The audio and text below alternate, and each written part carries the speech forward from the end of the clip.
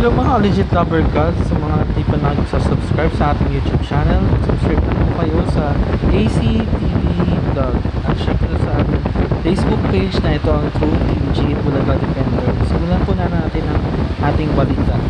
Pinipilahan ng mga noontime show ang kakambal ni Atasha na anak ni Aga Mulak at Sherlyn Gonzalez Mulak sa Itbulaga at It's Showtime. Napapabalita na sa isang vlog ni Meme Vice na inaawitan niya si Aga Mulak upang mag-host ang anak niyang si Andres sa It's Showtime.